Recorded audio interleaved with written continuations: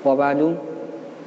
Jamaah salat zuhur yang dirahmati Allah Subhanahu wa taala, yang sama-sama kami hormati pengurus DKM Masjid At-Taqwa Al-Ustaz Acep Rahman dan Al-Ustaz Suhairman Ismail matanallahu taala bituli hayatihima.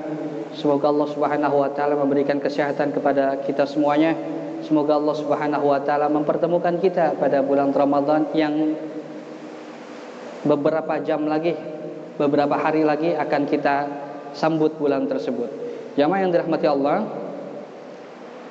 2 hari yang lalu saya kedatangan tamu. Tamunya nggak sering main ke rumah saya. Yang kedua, tamunya itu menurut saya orang yang mesti saya muliakan.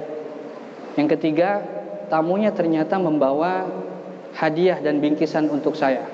Untuk orang-orang yang mulia, maka mestinya saya harus menyambutnya di depan. Kalau perlu saya tanyakan, udah di mana? Udah sampai mana?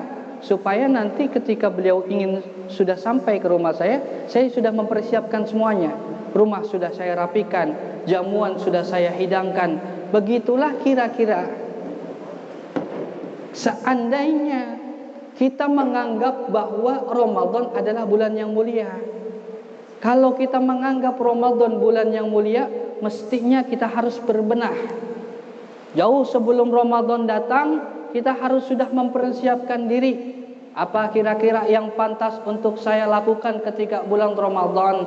Apa kira-kiranya amalan-amalan yang tidak akan saya tinggalkan di bulan Ramadan? Karena Ramadan itu bulan yang sangat istimewa. Kenapa istimewa? Ada 3 hal yang membuat bulan Ramadan terasa lebih istimewa dari bulan yang lainnya. Apa Pak? Yang pertama, bulan Ramadan memberikan bonus yang besar buat kita kaum muslimin. Apa itu bonusnya? Bulan Ramadan adalah bulan yang diturunkannya Al-Quran. Syahrul Ramadan alladzi unzila fihi Al-Quran hudal linnas. Bulan Ramadan adalah bulan diturunkannya Al-Quran. Al-Quran, segala sesuatu yang berkaitan dengan Al-Quran, maka dia akan terasa mulia. Nabi Muhammad, Nabi yang diturunkan kepadanya Al-Quran, menjadi Nabi yang paling mulia. Umatnya diturunkan kepada Allah Subhanahu wa taala melalui malaikat Jibril, kemudian kepada Nabi Muhammad. Kita umatnya Nabi Muhammad menjadi mulia karena Al-Quran.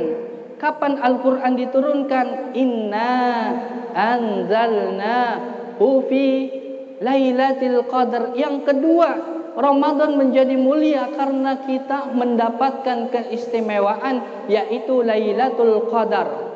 Apa itu Lailatul Qadar? Sering kita dengar, malam yang lebih baik daripada 1000 bulan. Ini kita akan memberikan satu ilmu sebelum kita masuk bulan Ramadan. Nanti ada Lailatul Qadar 10 hari terakhir Ramadan Pak. Jadi di antara kita kadang-kadang sibuknya nyari, bukan sibuk amalan, tapi kadang-kadang paginya begini, saya tadi malam dapat nggak tuh Lailatul Qadar?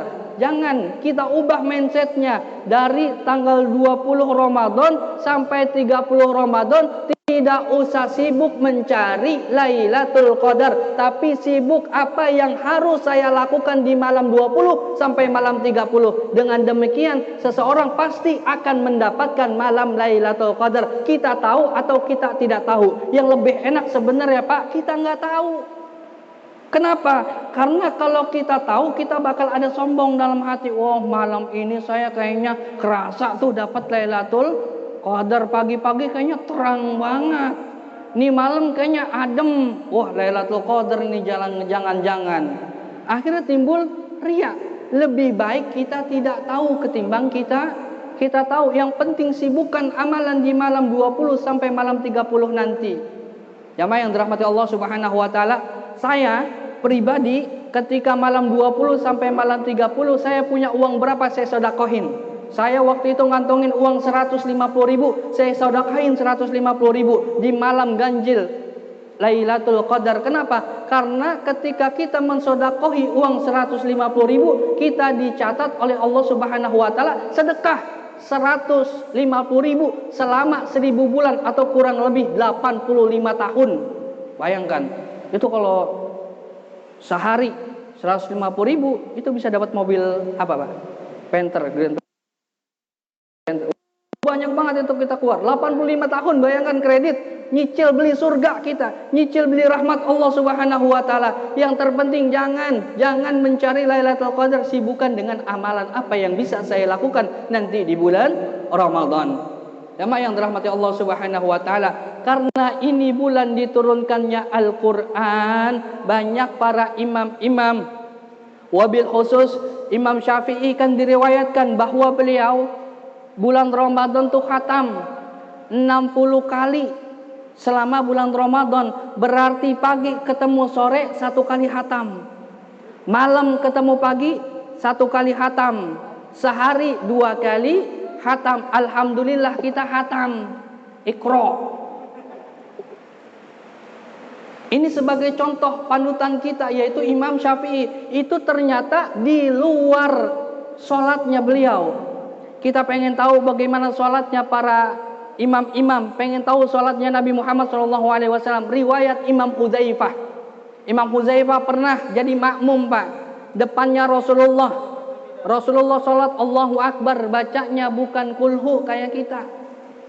Kalau kita kan nyari imam taraweh yang paling cepat. Kalau udah panjangan dikit, dahamnya kenceng banget. Dari sini dehem, ujung juga dehem, yang belakang juga dehem, udah itu. Tanda-tanda imamnya suruh ruku. Itu batal. Kalau ada makmum yang begitu, batal. Kenapa? Karena dia mengeluarkan isyarat yufhimun nas, yang bisa dipahami oleh orang lain. Sholat kalau ada kata-kata selain daripada bacaan sholat, batal, Pak. Kecuali emang batuk. Ya, cuman kita bisa tuh ngerasain aura batuk beneran sama aura batuk capek. Imam Hudzaifah di belakang Rasulullah. Rasulullah baca Al-Fatihah, setelah baca Al-Fatihah Rasulullah baca Al-Baqarah. Kata Imam Hudzaifah, mungkin Rasulullah bacanya sampai 100 ayat. Pas udah sampai 100 ayat, Rasulullah ternyata masih terusin. Kata Imam Hudzaifah, 200 ayat nih, habis ini ruku nih. 200 ayat ternyata nggak selesai. Wah, mungkin Al-Baqarah kita ruku nih, kata Imam Hudzaifah. Kalau kita udah begini-begini nih kakinya, benar. Ini kalau begini nih, batal. Sholat begini, Pak, batal. Numpuk, batal. Sholat tuh harus begini. Kecuali emang dia kapuran. Begini nggak apa-apa.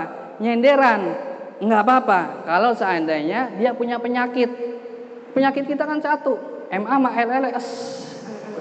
Males, penyakit kita cuma satu. Akhirnya Rasulullah SAW ternyata nerusin baca surat Al-Imran. Kata Imam Hudzaifah, ya salam, Rasulullah baca surat Al-Imran, selesaikah ini sholat? Dibaca lagi suratnya, selesai Al-Imran, dibaca lagi, Pak, sampai surat An-Nisa, dibaca lagi sampai surat Al-An'am, dibaca lagi sampai surat Al-Anfal. Pantas riwayat Sayyidah Aisyah mengatakan bahwa Rasulullah kalau sholat kakinya bengkak. Kenapa? Karena saking lamanya sholat. Kalau kita bengkak karena saking lamanya kerja. Itu juga kadang udah harus ada tuan dikit nggak kuat, ngegantiin dah, apalagi udah pangkatnya tinggi, gantiin. Benar? Jamaah yang dirahmati Allah Subhanahu wa taala, ikuti Rasulullah sallallahu alaihi wasallam. Di dalam salatnya beliau begitu hebat, apalagi di luar salatnya. Maka yang harus kita perhatikan adalah Al-Qur'an selama bulan Ramadan. Trik dari saya, supaya sekali khatam di bulan Ramadan, setiap sholat baca 2 halaman. Setiap sholat baca 2 lembar. Habis subuh 2 lembar, habis zuhur 2 lembar, habis asar 2 lembar, habis maghrib 3 lembar, habis isya 2 lembar, semuanya 2 lembar. Jangan sampai nyuruh orang bacain kita. Lagi malas nih johor, bacain 2 lembar buat gua, gua kasih 20.000, selembarnya 10.000, nggak ada itu begitu. Jadi kalau kita sehari, habis sholat 2 lembar, berarti sehari 1 juz, 30 hari kita khatam baca Quran apa faidahnya? Kata Ibnu Abbas, likulli khatmatil Quran dakwah mustajabah. Setiap orang khatam Al-Quran ada doa yang langsung dikabul oleh Allah Subhanahu wa taala. Ibnu Abbas kalau selesai menghatamin Al-Quran, keluarganya dikumpulin, mari kita sama-sama doa pada Allah Subhanahu wa taala biar keluarga kita dijadikan keluarga yang ahlul Quran, keluarga kita menjadi orang yang ahli tafsir. Nyatanya betul, Ibnu Abbas menjadi orang yang paling hebat menafsirkan Al-Quran di kalangan para sahabat Nabi Muhammad sallallahu alaihi wasallam. Umar ibn Khattab bukan sekali khatam. Umar bin Khattab lewat satu surat, Pak.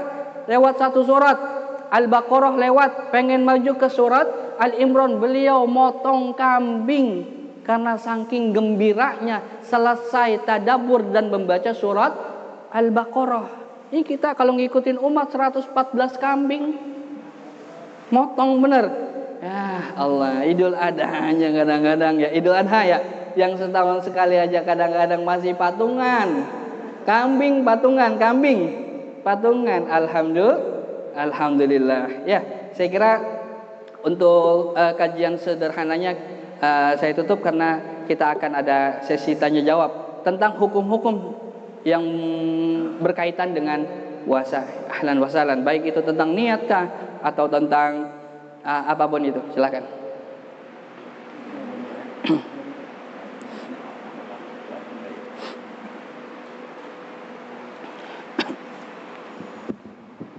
Ada yang mau bertanya terkait puasa? Apa itu kita semuanya?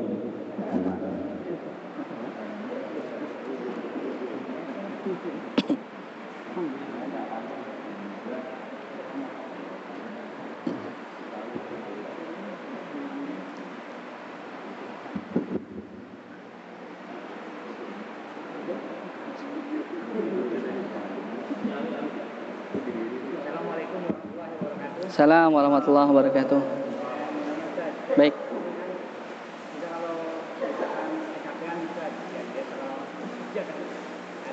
Misalkan kita ketiduran terus lupa belum niat, itu gimana? Iya. Itu bagus sekali, Bapak-bapak yang dirahmati Allah Subhanahu wa taala. Sabda Nabi Muhammad SAW riwayat Imam Bukhari dan riwayat Imam Muslim, innamal a'malu biniat, segala pekerjaan itu tergantung niat. Saya berdiri atau duduk aja? Duduk aja, enggak apa-apa. Segala sesuatu itu tergantung niat. Bahkan kata Nabi, niatul mu'min khairu min amalih. Niatnya seorang mukmin itu lebih baik daripada amalannya, Pak. Jadi kalau kita niat yang bagus, karena kadang-kadang niat kita lebih bagus daripada amalan kita. Benar, niat kita sholat udah mantep banget, ternyata sholatnya sholat patok ayam. Tahu sholat patok ayam? Tak. Assalamualaikum warahmatullahi wabarakatuh. Assalamualaikum warahmatullahi. Itu sering ketemu nanti kita di tarawih. Iya. Allahu akbar. Amin. Allahu akbar. Assalamualaikum warahmatullahi. Itu enggak sah sholatnya yang begitu tuh. Kenapa? Karena tidak ada yang namanya tumakninah. Tumakninah itu rukun dalam setiap sholat. Menurut mazhab kita, yaitu mazhab Al-Imam Muhammad ibn Idris Asy-Syafi'i, niat juga termasuk rukun. Jadi kalau paginya, malamnya kita tidak lam yabit, kita enggak niat, maka paginya puasa kita tidak diterima oleh Allah Subhanahu wa taala. Lalu bagaimana solusinya? Solusinya ada satu imam yang berkata bahwa niat Ramadan bisa dirapel di malam pertama. Pendapatnya siapa? Pendapatnya Imam Malik bin Anas, gurunya Imam Syafi'i. Imam Malik bilang apa? Di awal bulan Ramadan kita niat sama-sama untuk sepenuhnya bulan Ramadan, supaya ketika malam-malam yang kita lupa udah di cover di malam pertama. Bagaimana niatnya? Nawaitu shauma syahru ramadhana kullahu lillahi ta'ala taqlidan lil imami Malik, mengikuti pendapatnya Imam Malik. Jadi kalau misalnya di hari kelima kita lupa, kita tetap dapat pahala puasa karena niatnya sudah di awal, begitu ya. Insyaallah. Kalau puasa wajib, kalau puasa sunnah enggak apa-apa. Kalau puasa sunnah misalnya pagi-pagi, masya Allah bini belum masak, gitu. Teh juga enggak ada, ya udah saya niat aja puasa, gitu. Itu boleh. kalau malamnya enggak niat. Itu seperti riwayat Nabi Muhammad SAW ketika berkunjung kepada Sayyidah Aisyah, apakah kita punya sesuatu? Wahai istriku, tidak ada ya Rasulullah. Kalau begitu, inni shaim. Kalau begitu saya pengen puasa. Jadi ini khusus untuk puasa sunnah. Kalau puasa wajib harus tabyitun niyah, harus menetapkan niat dari ba'da maghrib sampai sebelum subuh. Barakallahu fikum. Bapak, pertanyaannya bagus.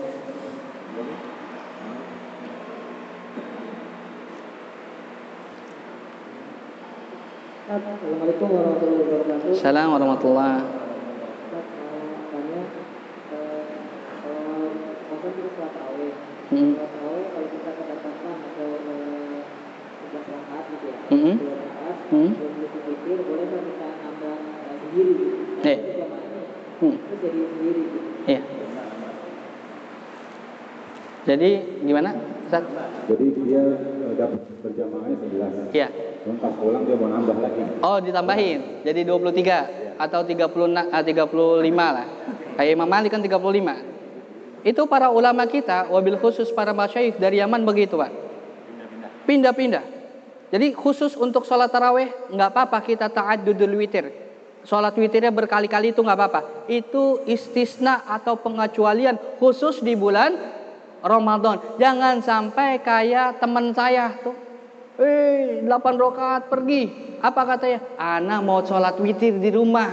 Pas di rumah dia kegelepak, tidur. Gayanya mau sholat tambahan, ternyata enggak. Jadi ikut aja, tetap witir, ikut, setelah itu sholat lagi, enggak apa-apa. Itu pendapat daripada Ibnu Hajar Al-Haytami dari karangan madhab Syafi'iyah. Itu enggak apa-apa, khusus di bulan Ramadan. Makanya para masyayikh itu kadang-kadang selesai, jadi beda-beda Pak kalau di sana. Selesai nih sholat di Masjid At-Taqwa, ada sholat lagi di Masjid Al-Ikhlas. Waktunya beda. Di At-Taqwa dari jam 8 sampai jam 9. Di Al-Ikhlas dari jam 9 sampai jam 10. Kemudian di musola mana, di masjid mana, itu beda-beda. Supaya apa? Supaya dari sini selesai bisa ke sini. Ini bisa selesai ke sini. Sini selesai terus sampai waktu subuh. Sampai apa? Sampai waktu subuh. Jadi boleh khusus untuk Ramadan. Witirnya 3 kali, 4 kali, 5 kali, ahlan wa sahlan gitu. Barakallahu fiikum. Baik. Waalaikumsalam warahmatullahi wabarakatuh.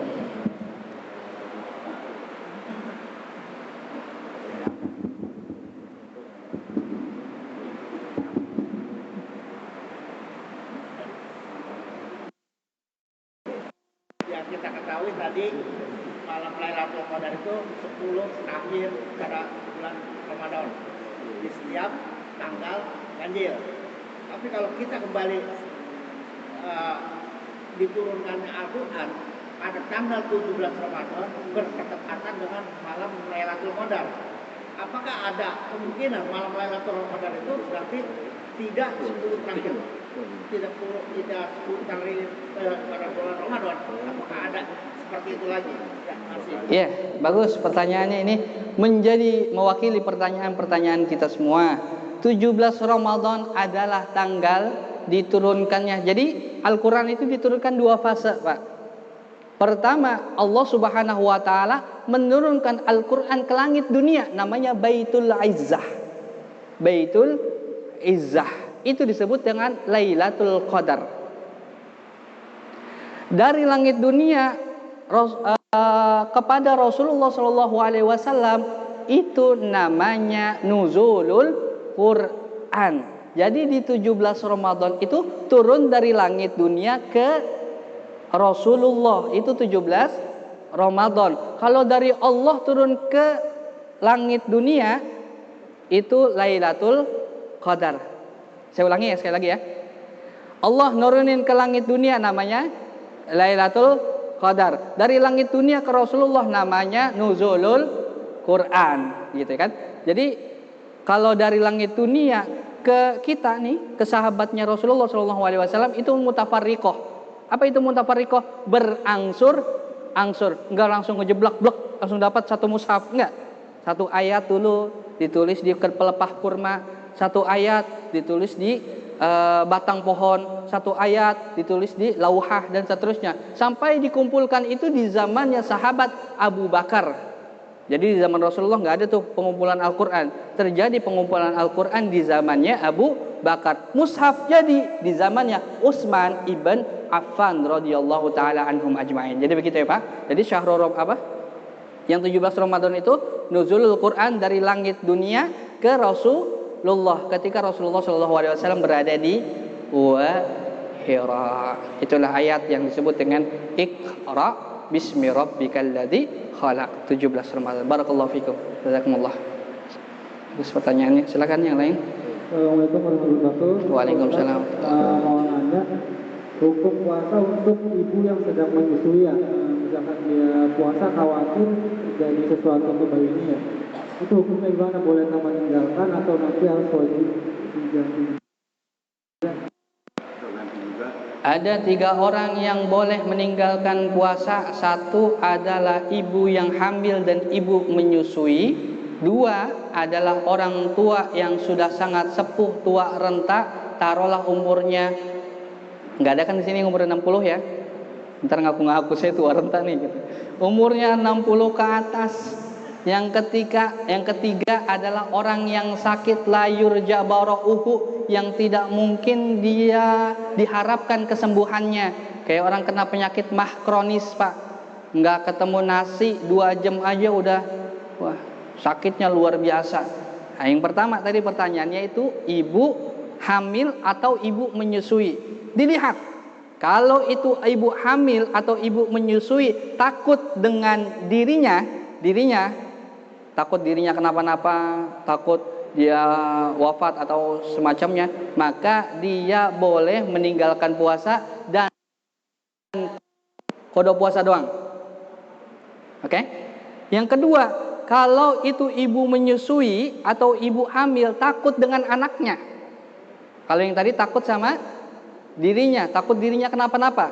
Kalau yang kedua, takut anaknya kenapa-napa. Kalau takutnya sama si anak, takut anaknya sakit, takut anaknya kekurangan gizi dan seterusnya, maka dia wajib mengqadha puasa plus bayar fidyah. Ada plusnya yaitu bayar fidyah, khusus yang takut sama keadaan kondisi anaknya.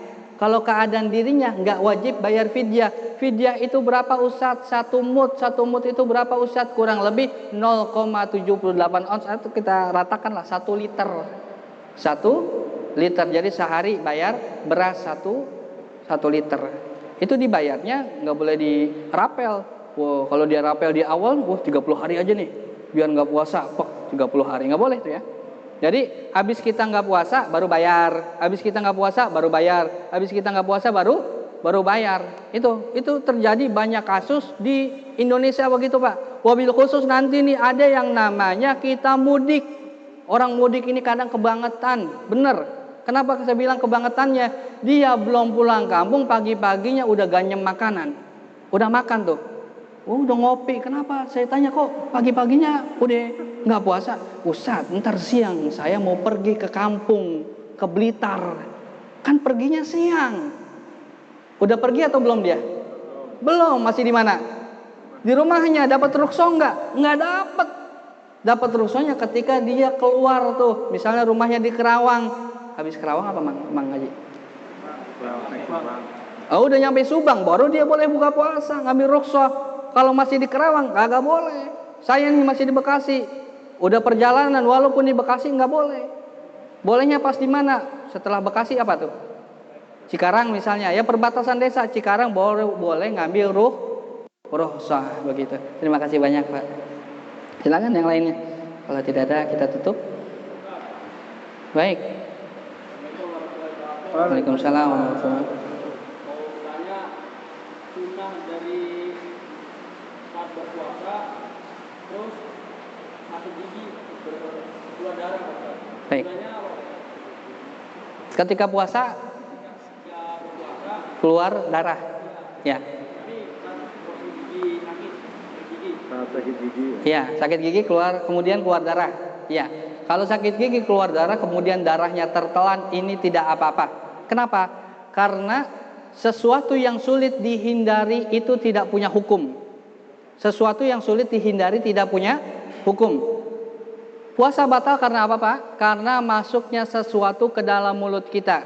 lagi naik motor ngantuk, mangap, ininya helmnya kebuka, wah, kemasukan debu, harusnya batal itu dia. Kenapa? Karena masuk debu. Ain sulit dihindari maka tidak batal. Nah, itu juga begitu. Misalnya yang pertama, darah pertama nggak sengaja ketelan, tidak apa-apa karena sulit untuk dihindari. Tapi yang kedua kali dia harus mengusahakan supaya nggak nggak ditelan. Jadi kalau udah tahu ya sudah, kumpulin, jangan sengaja kumpulin habis itu biar ada rasanya ketelan gitu ya. Nah ya, barakallahu fikum, jazakumullah khairan katsiran. Saya rasa itu untuk pertemuan kali ini, mudah-mudahan bermanfaat untuk puasa kita. Mudah-mudahan Allah Subhanahu wa taala menjadikan puasa kita kali ini menjadi puasa yang lebih sempurna, lebih berkah, lebih manfaat, dan punya efek yang baik untuk setelah Ramadan. Amin ya Allah ya rabbal alamin. Astaghfirullahaladzim, astaghfirullahaladzim, astaghfirullahaladzim. Hamdan syakiran, hamdan na'imin, hamdan yuafi ni'amahu wa yukafil mazidah. Ya Rabbana kal hamdu kama yanbaghi li jalali wajhikal karim wa 'azimi sultanik. Allahumma barik lana fi sya'ban wa ballighna Ramadan. Allahumma sallimna ila Ramadan wa sallim lana Ramadan minna ya arhamar rahimin. Rabbana atina fid dunya hasanah wa fil akhirati hasanah wa qina adzabannar. Min fadlik subhana rabbika rabbil izzati amma yasifun. Wassalamun alal mursalin walhamdulillahi rabbil alamin. Terima kasih banyak. Assalamualaikum warahmatullahi wabarakatuh.